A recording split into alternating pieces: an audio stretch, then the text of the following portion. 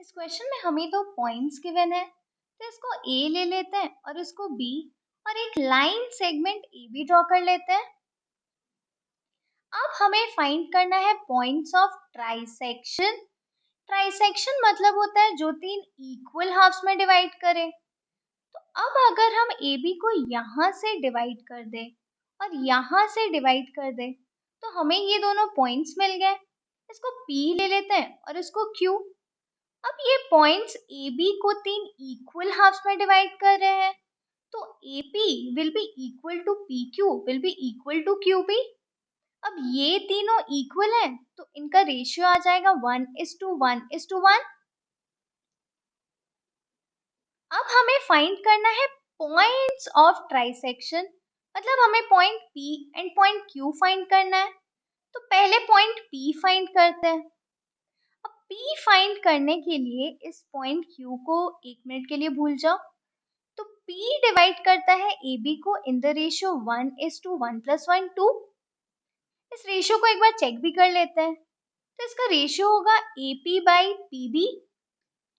अब यहाँ PB को हम लिख सकते हैं PQ + QB और यहाँ ये तीनों इक्वल हैं तो ये हो जाएगा AP/AP + AP। ये आ गया AP/2AP। AP cancel, this is equal to 1/2, तो रेशियो आ गया 1:2। अब हमारा रेशियो हो गया 1:2। P के कोऑर्डिनेट्स को हम x, y ले लेते हैं। तो यहाँ सेक्शन फॉर्मूला यूज करके हम इजीली x और y फाइंड कर सकते हैं। तो सेक्शन फॉर्मूला से x आ जाएगा 1 क्रॉस मल्टीप्लाई होगा x2 से, 1 × -2 प्लस 2 यहाँ मल्टीप्लाई होगा x1 से, 2 × 4 by sum of ratio 1+2। Similarly y के लिए हो जाएगा 1 × y2 which is -3 plus 2 × y1 तो 2 × -1 बाई सम ऑफ रेशियो 1+2। अब इन दोनों को सॉल्व कर लेंगे तो हमें x और y मिल जाएगा।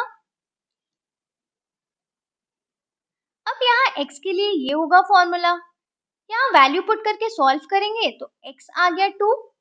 सिमिलरली y के लिए ये है फॉर्मूला, यहाँ वैल्यू पुट करके सॉल्व करेंगे तो आ गया -5/3। p था x, y तो p हमें मिल गया 2, -5/3।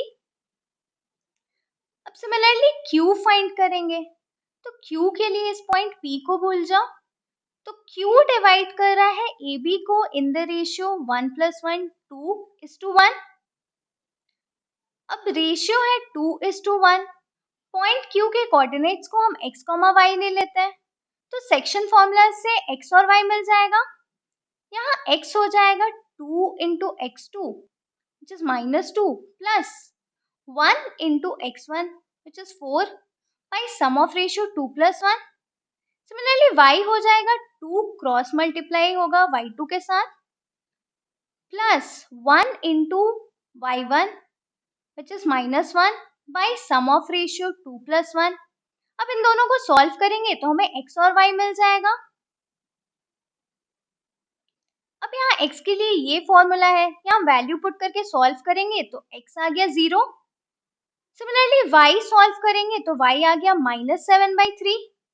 तो q था x, y ये हो गया 0, -7/3।